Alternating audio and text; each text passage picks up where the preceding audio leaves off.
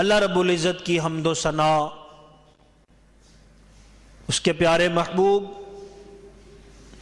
نور مجسم رہبر مکرم شفیع معظم ہادی کل ختم رسول مولا کل مولا کائنات جناب احمد مجتبی محمد مصطفیٰ صلی اللہ علیہ وآلہ وسلم کی پاک و بلند بارگاہ کے اندر ہدیہ درود و سلام پیش کرنے کے بعد نہایت ہی قابل صد احترام بزرگوں، نمازیوں، برادران اہل سنت، السلام علیکم ورحمۃ اللہ وبرکاتہ۔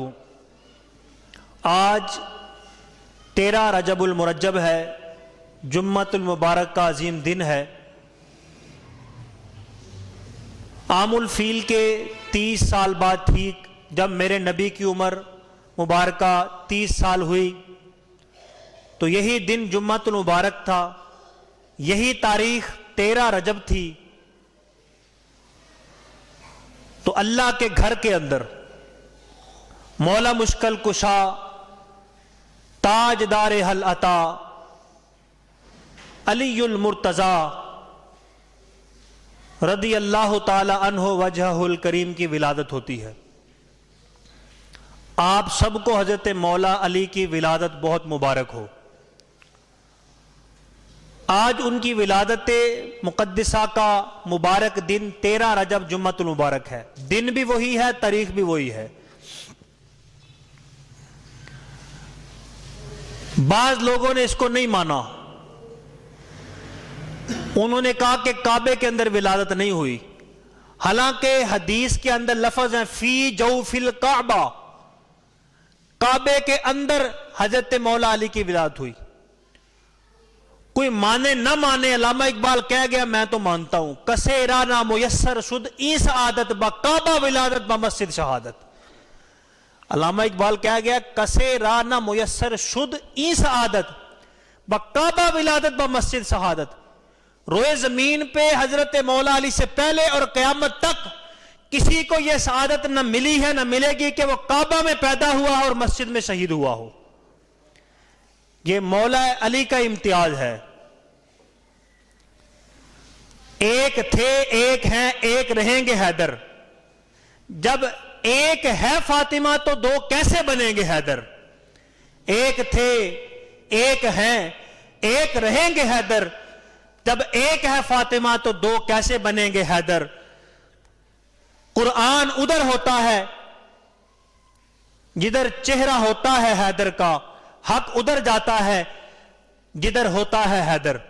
نبی پاک صلی اللہ علیہ وسلم نے فرمایا کہ جدھر علی ہوگا حق ادھر ہوگا، جدھر علی ہوگا قرآن بھی ادھر ہوگا۔ تو جدھر قرآن علی ادھر، حق ادھر جدھر علی ہوتا ہے، تو جدھر حق ہوتا ہے ادھر علی ہوتا ہے، جدھر علی ہوتا ہے ادھر قرآن ہوتا ہے۔ اللہ کے گھر کے اندر فی جوف الکعبہ، خانہ کعبہ کے اندر حضرت مولا علی کی ولادت ہوتی ہے۔ ایک راز سمجھ نہیں آیا، حضرت مریم سلام اللہ علیہا، آپ حضرت عیسیٰ کی والدہ ہیں، حضرت عیسیٰ کلمت اللہ ہیں، روح اللہ ہیں، اللہ کا اعجاز ہیں، اللہ کے نبی ہیں۔ ان کی والدہ حضرت مریم کعبے کے اندر رہتی تھی۔ جب ولادت کا وقت آیا، حضرت عیسیٰ کے پیدا ہونے کا وقت آیا، تو اللہ نے حکم فرمایا کہ اے مریم، یہ کعبہ ہے، اللہ کا گھر ہے، تیرے ہاں ولادت ہونے والی ہے، لہذا تو تھوڑا دور نکل کے باہر چلی جا، تھوڑا نکل کے باہر چلی جا۔ یہ زچہ گاہ نہیں ہے، یہ عبادت خانہ ہے۔ حالانکہ وہ مریم جس کے بارے میں قرآن نے کہہ دیا وَاسْتَفَاكِ وَطَهَّرَاكِ عَلَى نِسَاءِ الْعَالَمِينَ، وَاسْتَفَاكِ اے مریم، ہم نے تجھے چن لیا ہے، طَهَّرَكِ تجھے پاک کر دیا ہے۔ حالانکہ رہ بھی جاتی تو اللہ نے پاک کر دیا ہے، عَلَى نِسَاءِ الْعَالَمِينَ، تمام جہاں بھر کی عورتوں سے پاک کر دیا ہے۔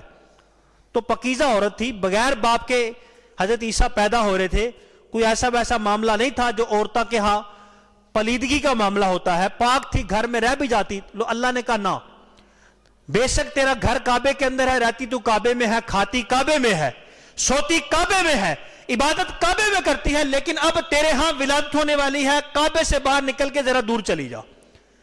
بتول ہے، حضرت عیسیٰ کی ماں ہے، طیبہ ہے، طاہرہ ہے، عرفہ و اعلیٰ ہے. جب ولادت کا وقت ہوتا ہے تو اللہ باہر بھیج دیتا ہے. ادھر فاطمہ بنت اسد ہے جو مولا علی کی ماں ہے. اب یہ کعبے میں نہیں ہے، جب ولادت کا وقت ہوتا ہے تو اللہ اپنے گھر کعبے میں بلا لیتا ہے. یہ راز سمجھ نہیں آیا. لوگوں نے یہاں بڑی بڑی باتیں کی ہیں. اصل معاملہ یہ تھا کہ حضرت فاطمہ بنت اسد کے ہاں ولادت ہونے والی تھی. تو عورتیں اس وقت تھوڑا خوف زدہ ہوتی ہیں، پتہ نہیں معاملہ جو ہے صحیح سلامت ہو جائے گا یا موت واقع ہو جائے گی. تو آپ کو بھی تھوڑا خدشہ تھا کہ پتہ نہیں زندگی باقی رہنی ہے کہ یا موت آ جانی ہے، کیوں نہ اللہ کے گھر کا دیدار کر لوں، طواف کر لوں. اور کتب تاریخ کے اندر لکھا ہے کہ جاہلیت کے دور کے اندر عرب کی عید 15 رجب کو ہوتی تھی. 15 رجب کو عرب کی عید ہوتی تھی. یہ وہ دن ہوتا تھا کہ سال بعد ایک مرتبہ کعبے کا دروازہ کھلتا تھا. تو لوگوں کا جنب غفیر ہوتا تھا، ہجوم ہوتا تھا، بڑی بڑی دور دراز سے لوگ سفر کر کے آتے تھے کہ کعبہ کے اندر جانے کی ساتھ ہمیں بھی مل جائے. تو 15 رجب کو سال بعد ایک مرتبہ کعبے کا دروازہ کھلتا تھا. تو حضرت فاطمہ بنت اسد جو مولا علی کی والدہ ہیں، ان کی بھی خواہش تھی کہ مجھے بھی کعبے کا دیدار نصیب ہو جائے، اندر داخلہ نصیب ہو جائے. اور تکلیف کے دن قریب ہیں، پتہ نہیں پھر زندگی وفا کرے نہ کرے. آپ شبیت الحمد عبد المطلب کا جو گھر تھا، خانہ کعبہ کے ارد و گرد نواح کے اندر جو بستی تھی وہیں پہ گھر تھا، تھوڑا دور تھا. نکلی، آ گئی، کعبۃ اللہ کا طواف شروع کر دیا. طریق کے اندر آتا ہے ایک چکر لگایا، دوسرا چکر لگایا. جب طواف کا تیسرا چکر تھا تو درد ذیہ شروع ہو گئی، تکلیف شروع ہو گئی. اب پتھر کی اوٹ میں حجر اسود کے پاس بیٹھ گئی. اے مولا تکلیف اتنی ہے، میں اپنے گھر نہیں جا سکتی. اللہ نے فرمایا کوئی بات نہیں، اپنے گھر نہیں جا سکتی تو میرا گھر تو قریب ہے نا. یہ کوئی عام بچہ تھوڑی ہے. اگر یہ کعبۃ اللہ ہے تو تیرے ہاں جو پیدا ہونے والا وہ بھی اسد اللہ ہے.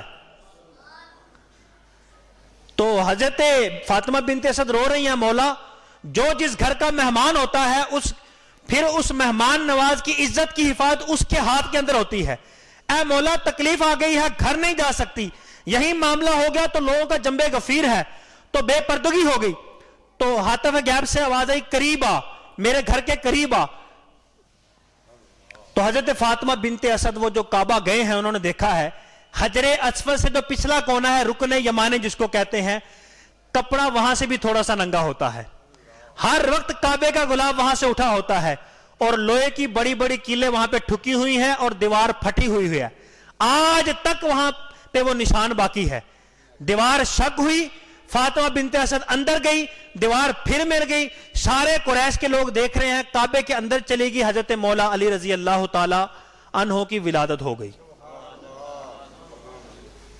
اچھا، کسی نے جو نہیں مانتے کعبے کے اندر ولادت نہیں ہوئی، لوگ نہیں بھی مانتے، کہتے نہیں کعبے کے ارد گرد ہوئی تھی، کعبے کے اندر نہیں ہوئی. حالانکہ حدیث کے لفظ ہیں فی جوف الکعبہ، جوف کہتے ہیں پیٹ کو، کسی چیز کے اندر کو. تو جب حدیث کے اندر لفظ آگے فی جوف الکعبہ، پھر تو ماننا چاہیے. تو وہ دلیل کہہ دیتے ہیں کہ دیکھو جی، اگر مان لیا جائے کہ مولا علی کی ولادت کعبے کے اندر ہوئی ہے تو پھر لازم یہ آتا ہے کہ مولا علی کی شان بڑھ گئی ہے. حالانکہ نبی پاک صلی اللہ تعالی علیہ وسلم کی جب ولادت ہوئی تو ہم نے کوئی ایسا معاملہ نہیں سنا کہ حضور کی ولادت کعبے کے اندر ہوئی ہو، کیونکہ کعبے کے اندر پیدا ہونا یہ شان کا معاملہ ہے. تو نبی پاک صلی اللہ تعالی علیہ وسلم کی ولادت جب کعبے کے اندر نہیں ہوئی تو مولا علی کی کس طرح ہو سکتی ہے؟ یہ اعتراض لوگ وارد کرتے ہیں. اس کا جواب یہ ہے کہ نبی پاک صلی اللہ تعالی علیہ وسلم کعبے میں پیدا ہونے کے لیے کعبے کے اندر جانے کے محتاج نہیں تھے. کیوں؟ کعبے کے اندر ولادت جو مولا علی کی ہوتی ہے وہ حضرت مولا علی کی عزت کو پرموٹ کرنے کے لیے. کعبے کے اندر اللہ ولادت کراتا ہے مولا علی کی اس لیے کہ حضرت علی کی عزت کے اندر اضافہ اور ہو. میرا محبوب تھوڑی محتاج ہے عزتوں کا کعبے کا کہ کعبے کے اندر ولادت ہو تو میرے محبوب کی شان بڑھے گی، بلکہ میرے محبوب کی شان تو یہ ہے جس چیز کو ٹھوکر مار دیں اللہ اس چیز کو کعبہ بنا دیتا ہے۔ تو میرا محبوب کعبے کے اندر پیدا ہونے کا محتاج نہیں، مولا علی کے لیے حاجت تھی کہ وہ کعبے کے اندر پیدا ہو، ان کی عزت کے اندر اضافہ ہو، وگرنہ قرآن گواہ ہے میرے محبوب علیہ الصلوۃ والسلام قد نرا تقلب وجہک فی السماء، مسجد قبلتین جو گئے ہیں انہوں نے دیکھی ہے، محبوب صلی اللہ تعالی علیہ وسلم بیت المقدس کی طرف منہ کر کے نماز پڑھ رہے ہیں، لیکن دل یہ کرتا ہے، تمنا یہ ہے کہ نہیں بیت المقدس کی طرف نہیں، کعبہ کی طرف منہ کر کے نماز پڑھنی چاہیے۔ اللہ تبارک و تعالیٰ وہی فرماتا ہے، اے محبوب اللہ تبارک و تعالیٰ آپ کی تمنا کو جانتا ہے، اے محبوب آپ کا جدھر دل کرتا ہے آپ ادھر کو رخ کریں، اللہ ادھر ہی کعبہ بنا دے گا۔ تو اب یہ دیکھیں حدیث کے اندر آتا ہے کہ نبی پاک صلی اللہ علیہ وسلم نماز پڑھ رہے تھے، ابھی آدھی نماز ہوئی تھی آدھی باقی تھی، اب قبلہ ادھر ہے تو پہلے نماز ادھر کو منہ کر کے پڑھ رہے تھے، بندہ پورا پھر جاتا ہے، اللہ نے حکم کیا محبوب جدھر آپ کی مرضی ادھر منہ کر لیں، پہلے ادھر کو منہ تھا ادھر سے منہ پھیر کے ادھر کو منہ کیا، آگے والے نمازی پیچھے، پیچھے والے آگے کو چلے گئے، اور آدھی نماز ادھر کو بیت المقدس کی طرف منہ کر کے آدھی نماز کعبہ کی طرف منہ کر کے۔ تو اب یہ دیکھیں بندہ غور کرے، آج ہم نے بھی اگر نماز کا وقت بدلنا ہوتا ہے تو ایک دن پہلے بتاتے ہیں، تو اللہ نے اگر کعبہ بدلنا تھا، ادھر نماز بدلتی ہے تو ایک دن پہلے نمازیوں کو اطلاع دی جاتی ہے، ادھر رب نے نماز نہیں بدلنی تھی کعبہ بدلنا تھا تو اللہ کم از کم ایک نماز پہلے ہی بتا دیتا۔ این نماز کے اندر بتانا یہ مقصود تھا، اے محبوب تیری مرضی پہلے ہو جائے میری نماز بعد میں ہوتی رہے گی، جدھر کو تو منہ کرے گا ہم کعبہ ادھر کو بنا دیں گے۔ نماز کی حالت کے اندر ہی میرے محبوب نے جدھر منہ کیا ادھر ہی کعبہ بن گیا۔ تو میرا محبوب تو محتاج نہیں ہے کعبے کا، بلکہ کعبہ محتاج ہے میرے محبوب کا۔ تو یہ جو کہتے ہیں کہ نہیں جی کر نبی پاک صلی اللہ علیہ وسلم کی ولادت جب کعبے کے اندر نہیں ہوئی تھی مولا علی کی کس طرح ہو سکتی ہے؟ مولا علی تو محتاج تھے کہ ان کی عزت کے اندر اضافہ کیا جاتا، تو میرے محبوب کی عزت کے اندر اضافہ ہونے کے لیے کعبے کی محتاجی تھوڑی تھی۔ تو میرے محبوب علیہ الصلوۃ والسلام کی ولادت اس لیے کعبے میں نہیں ہوئی، مولا علی رضی اللہ تعالیٰ عنہ کی ولادت اس لیے کعبہ میں کرائے گی تاکہ ان کی عزت کو پرموٹ کیا جائے۔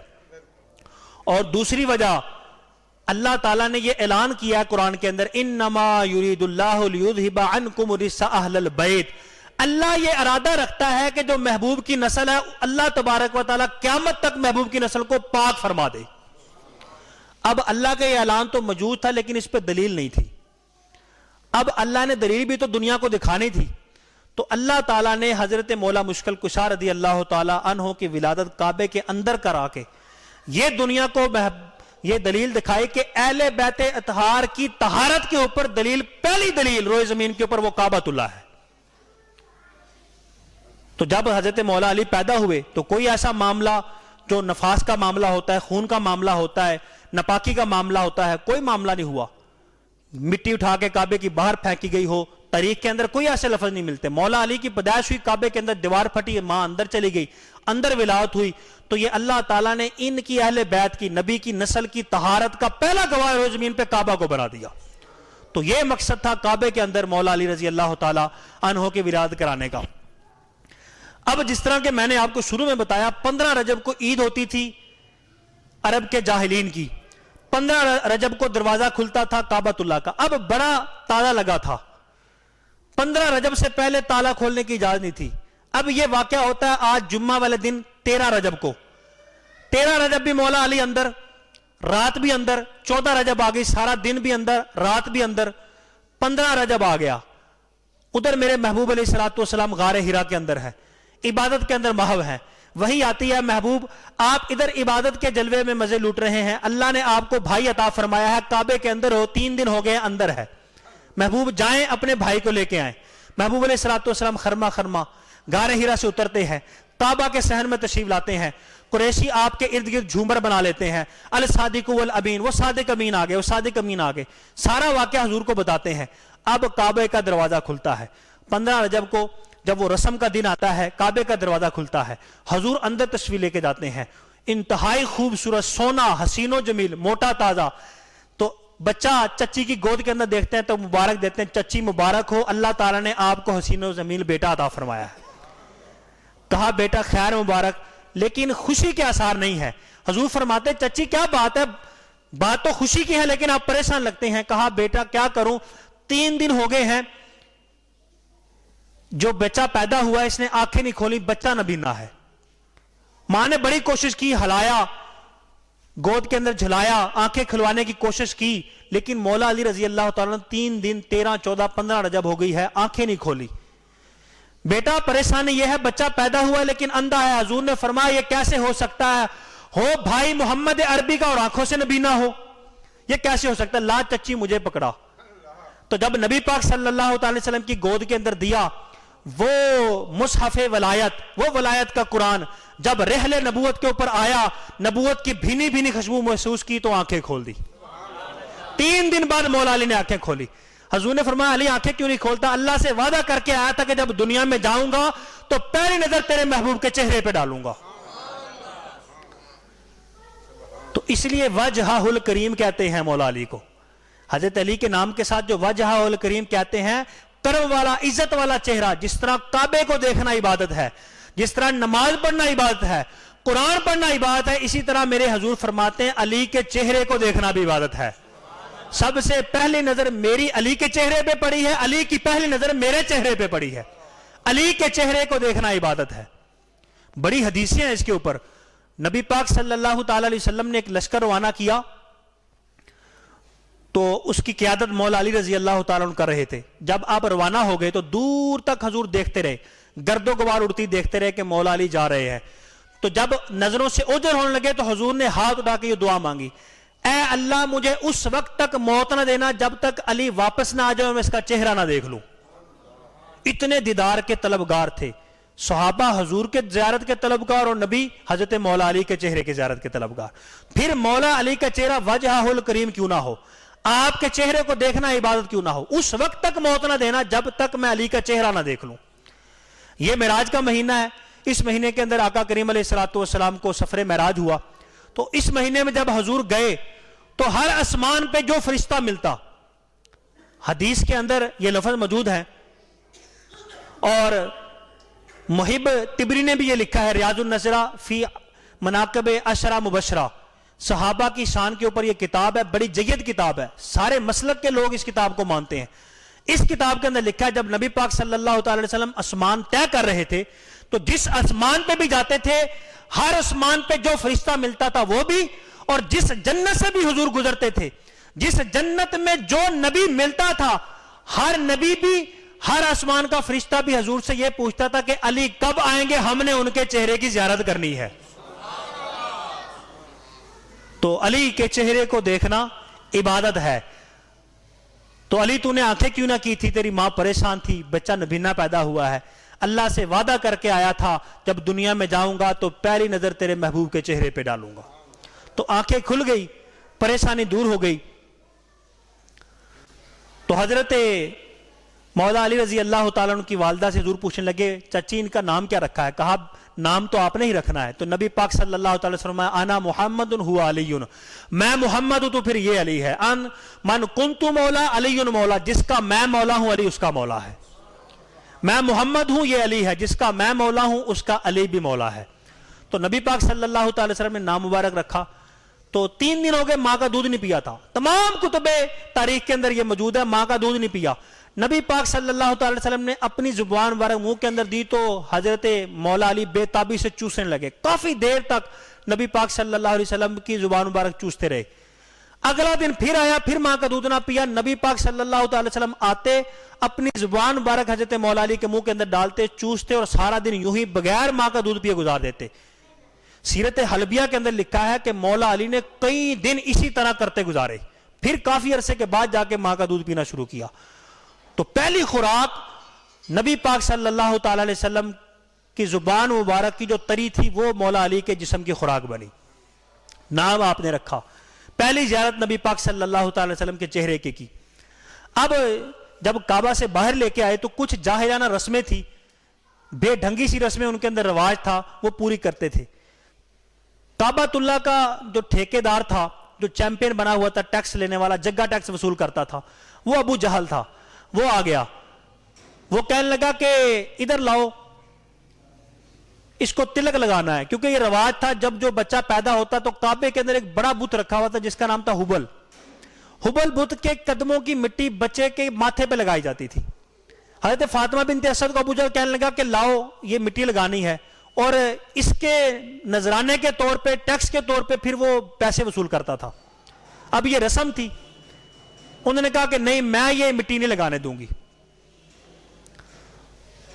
نبی پاک صلی اللہ تعالی وسلم کی طرف دیکھا، حضور نے فرمایا کہ چچی اس کو لگا لینے دو. علی لگانے دے گا تو پھر بات ہے نا، یہ اگر لگانا چاہتا ہے تو اس کو زور لگا لینے دو.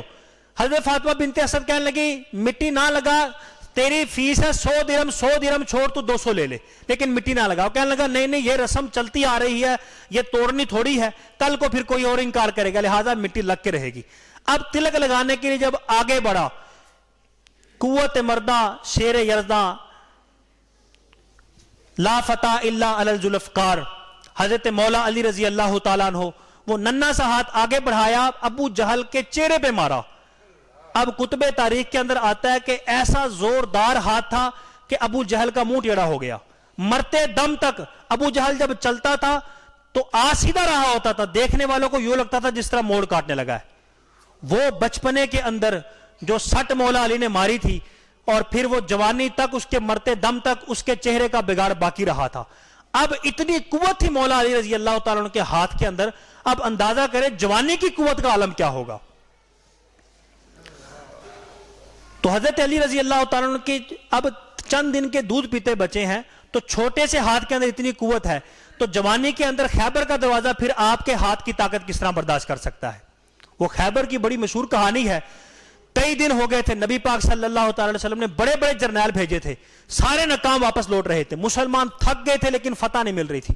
یہودی بڑے غلبے میں اور طاقت میں تھے، وہ جو قلعہ تھا خیبر کا وہ فتح نہیں ہو رہا تھا. تو آخر کار تھک ہار کے بیٹھ گئے. پھر نبی پاک صلی اللہ علیہ وسلم نے فرمایا کہ کل صبح انشاءاللہ میں جھنڈا اس کے ہاتھ کے اندر دوں گا، اللہ تبارک و تعالیٰ اس کے ہاتھ سے قلعہ کا خیبر فتح فرما دے گا.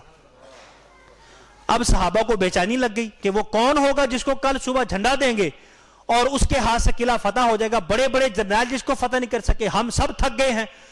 تو بڑی بے چینی تھی. حضرت عمر فرماتے ہیں مجھے ساری رات نیند نہیں آئی، میں سوچ رہا تھا شاید جھنڈا مجھے ملے گا. حضرت ابو ہریرہ حضور کے کان کے اندر آ کے کہتے ہیں حضور مجھے بتا دیں کس کو جھنڈا ملے گا.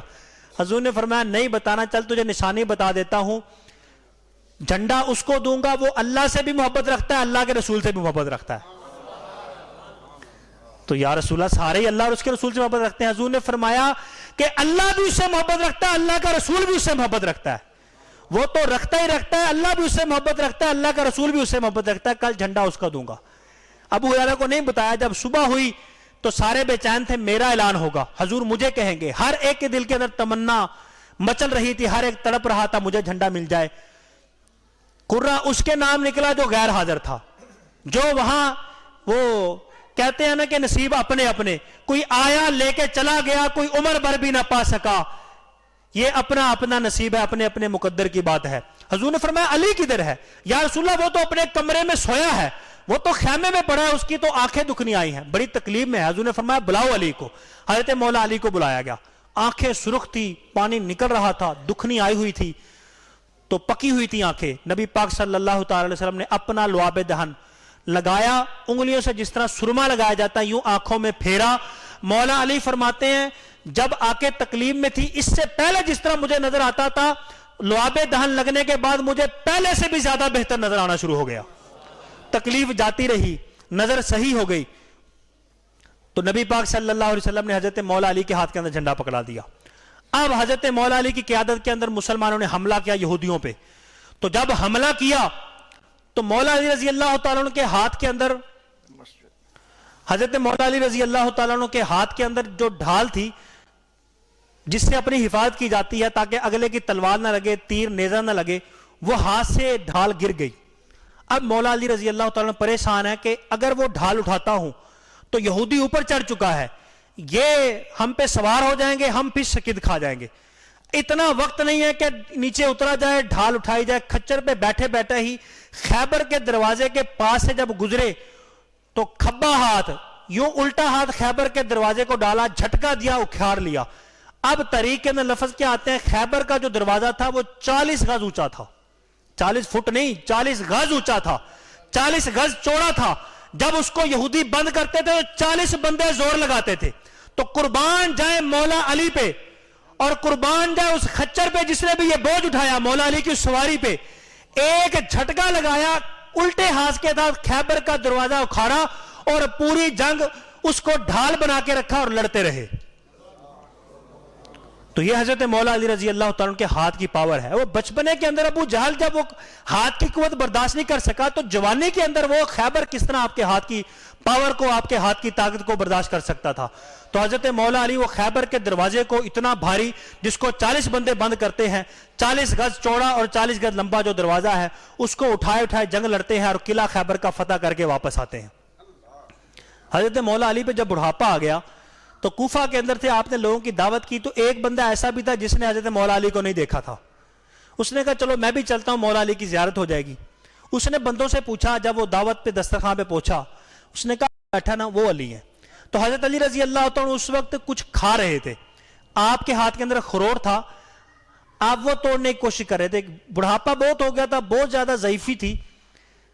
تو بندہ جب قریب گیا تو بڑا حیران ہو گیا کہ یہ بابا کبھی اس دانت کے نیچے خروٹ لیتا ہے نہیں ٹوٹتا, پھر اس دانت کے نیچے لیتا ہے نہیں ٹوٹتا, جس سے خروٹ نہیں ٹوٹتا اس نے خیبر کا دروازہ کیسے توڑا ہوگا. بڑا حیران تھا. جب حضرت علی کی اس پہ نظر پڑی تو حضور حضرت علی نے بلا لیا, کہا ادھر آؤ. آپ مسکرا پڑے. آپ نے کہا کہ کیا سوچ رہے ہو؟ تو وہ خاموش ہو گیا. آپ نے فرمایا جو تم سوچ رہے ہو مجھے پتا ہے تم کیا سوچ رہے ہو, بتاؤں میں کیا سوچ رہے ہو. اب دیکھیں یہ شان ہے خدمتگاروں کی, سردار کا عالم کیا ہوگا. آپ نے فرمایا کہ یہ بابا اس سے خروٹ نہیں ٹوٹتا, اس نے خیبر کا دروازہ کیسے توڑا ہوگا, تم یہ سوچ رہے ہو. حضرت مولا علی نے یہ مونچھیں صاف کی, وہ خروٹ لگے ہوئے تھے, سیدھے ہو کے بیٹھ کے اور پورے جلال میں آگے کہا کہ آج بھی اگر کوئی خیبر کا دروازہ لائے تو علی آج بھی توڑنے کے لیے تیار ہے. بڑھاپا اتنا ہو گیا خروٹ نہیں ٹوٹتا, جوش ایمانی دیکھو کیسا ہے. حضرت علی فرماتے ہیں یہ جو خروٹ نہیں ٹوٹ رہا یہ میرے جسم کی طاقت ہے, خروٹ میں جسم کی طاقت سے توڑ رہا ہوں, اور وہ جو میں نے خیبر کا دروازہ توڑا تھا وہ میں نے اپنے ایمان کی طاقت سے توڑا تھا. تو مولا علی کے ایمان کی طاقت اتنی ہے. آج یہ مولا علی کا کیک کاٹتے ہیں, ان کے نام کے نعرے لگاتے ہیں, اور جو مولا علی کے بزرگ ہیں جن کے پیچھے مولا علی نے کئی سال نمازیں پڑھی, حضرت عمر فاروق صدیق اکبر, یہ بدبخت کیٹ موقع علی کا محبت میں کاٹتے ہیں, ان بزرگوں کو گالیاں دیتے ہیں. ابو بکر صدیق جو مولا علی کے بھی امام ہیں, ان کے پیچھے کھڑے ہو کے کتنے سال مولا علی نمازیں پڑھتے رہے ہیں. تو حضرت مولا علی رضی اللہ تعالیٰ عنہ کے ایمان کی پاور اتنی ہے, آپ فرماتے ہیں ایمان کی طاقت سے میں نے خیبر کا دروازہ توڑا تھا. اور حضرت ابوبکر صدیق رضی اللہ تعالیٰ عنہ کے ایمان کی پاور اتنی ہے, حدیث کے اندر آتا ہے حضور فرماتے ہیں میری ساری امت کا ایمان ایک پلڑے میں رکھ دو اور میرے ابو بکر کا ایمان دوسرے پلڑے میں رکھ دو, اور پھر وزن کیا جائے تو پھر بھی میرے صدیق والا پلڑا بھاری نکلے گا. اکیلے صدیق کے ایمان کی اتنی طاقت ہے.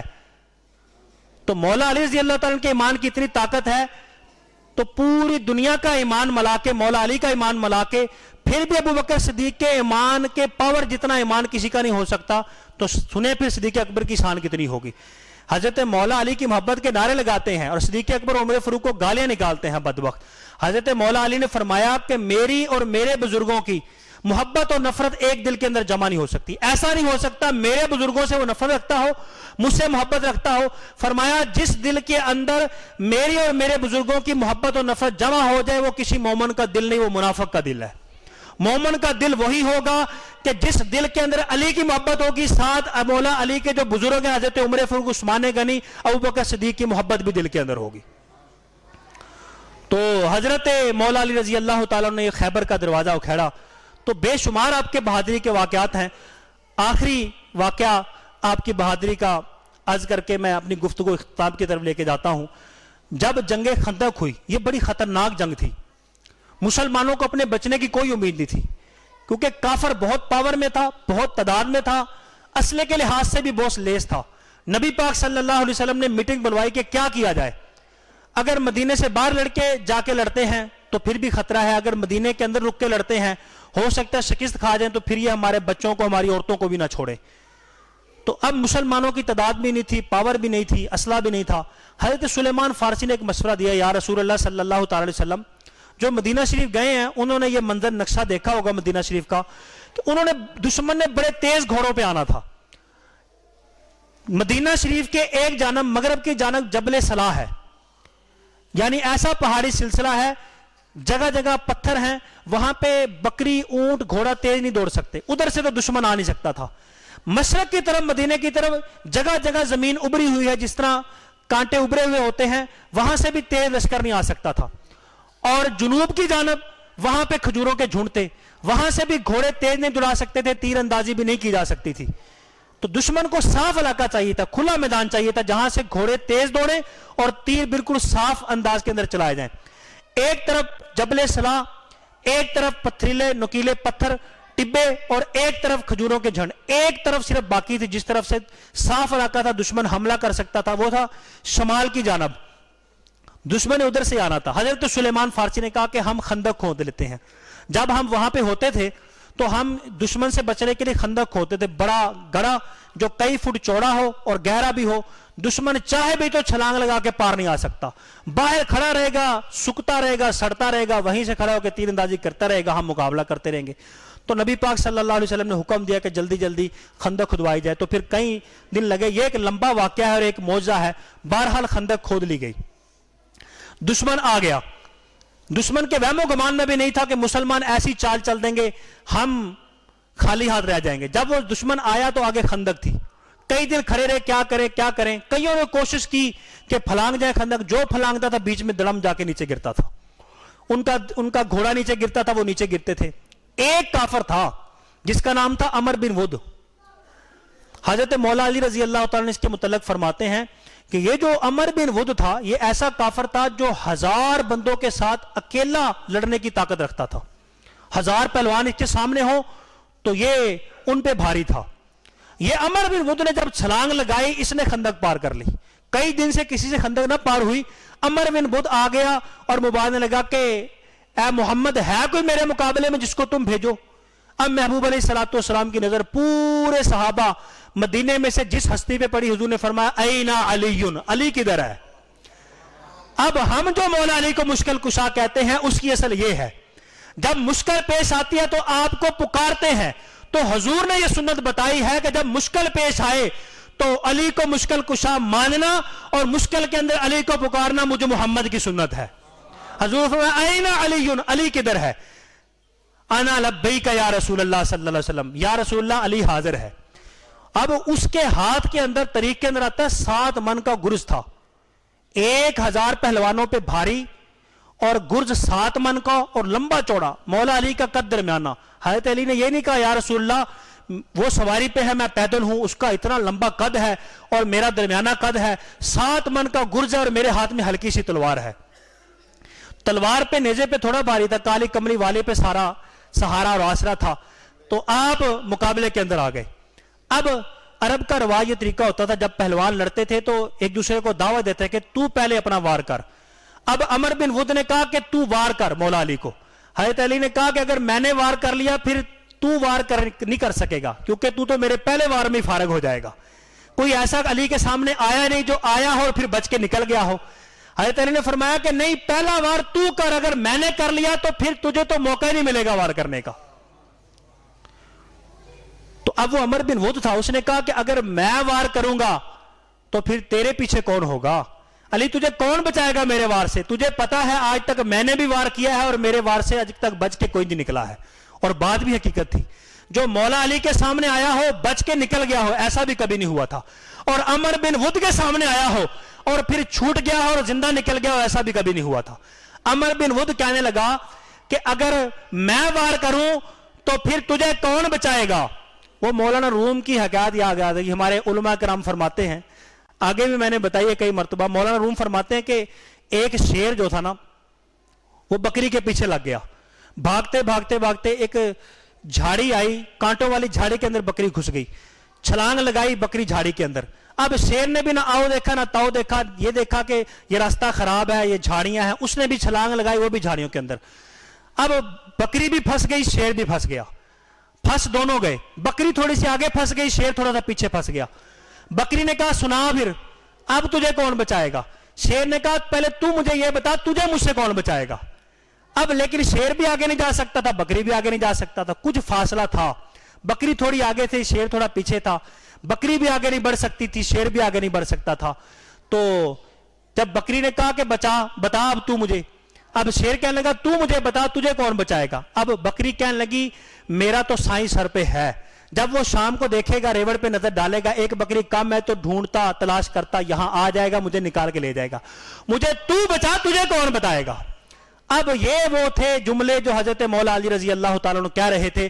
عمر بن ود کہتا تھا اگر میں نے وار کیا تو تجھے کون بچائے گا. ادھر حضور باہر کھڑے دعا مانگ رہے تھے, تو جس کے پیچھے حضور علیہ السلام کی دعائیں ہوں پھر وہ مرتا نہیں ہے, پھر وہ ترتا ہی ترتا ہے. تو حضور کی دعا تھی. حضرت مولا علی فرمانے لگے میرے پیچھے تو سائیں موجود ہے, مجھے تو کملی والا بتائے گا, اے عمر بن ود تجھے بتا تجھے کون بچائے گا. بہرحال یہ مقابلہ شروع ہوا.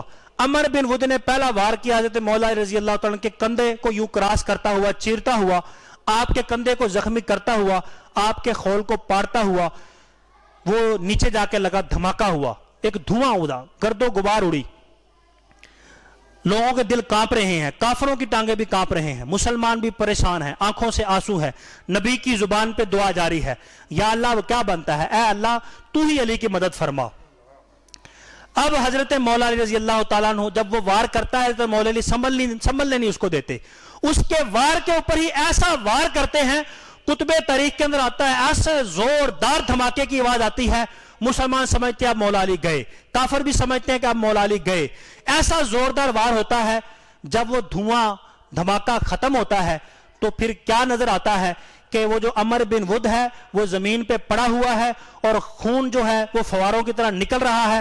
اس کی جو لوہے کی ٹوپی تھی وہ بھی کٹ چکی ہے, کھوپڑی بھی پھٹ چکی ہے, باڈی کے بھی 2 حصے ہو چکے ہیں, جس گھوڑے پہ سوار تھا اس کی ذہن اور جس گھوڑے کے جسم کے بھی 2 حصے ہو چکے ہیں.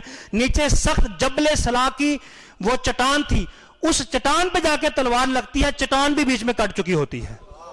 آج سے چند سال پہلے تک لوگ اس مقام پہ جا کے زیارت کرتے تھے, وہ چٹان موجود تھی, بدبختوں نے بلڈوزر مار کے وہ چٹان بھی اٹھا دی ہے تاکہ کوئی بھی جو ہے وہ نشانی اہل بیت اطہار کی باقی نہ رہے. لیکن چند سال پہلے پرانے بزرگ جو حج عمرے کے لیے جاتے ہیں انہوں نے جبل صلاح کے اندر وہ کٹی ہوئی آج بھی وہ جگہ چٹان دیکھی ہے جو عمر بن ود پہ وار کیا تھا. ایسا وار تھا, مسلمان بھی پریشان تھے, کافر بھی. جب وہ دھوئیں کے اندر سے نعرہ تکبیر اللہ اکبر کی آواز آئی تو پھر مسلمانوں نے سمجھا عمر بن ود کا کام تمام ہو گیا ہے, مولا علی کو اللہ تبارک و تعالیٰ نے بچا لیا ہے. تو یوں حضرت مولا علی رضی اللہ تعالیٰ عنہ ایسی بہادر آپ کی شان تھی, کعبے کے اندر اللہ تبارک و تعالیٰ نے آپ کی ولادت فرمائی تاکہ ان کی طہارت کا جو گواہ ہے وہ روئے زمین کے اوپر پہلا گواہ خانہ کعبہ بن جائے کہ یہ پکیزہ لوگ ہیں. انما یرید اللہ لیطہر عنکم الرجس اہل البیت, اللہ یہ ارادہ رکھتا ہے کہ اہل بیت اطہار کو, حضور کی ساری نسل کو قیامت تک پاک فرما دے.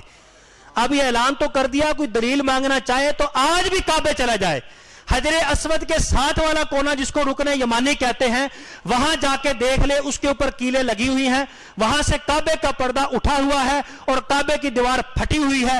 قیامت تک کے لیے دلیل ہے کہ مولا علی کے لیے دیوار شک ہوئی تھی اور علی اندر چلا گیا تھا, اور یہ پاکیزگی کی نشانی ہے کہ اللہ کے گھر کے اندر ناپاکی نہیں آ سکتی, پاک ہی پیدا ہو سکتا ہے.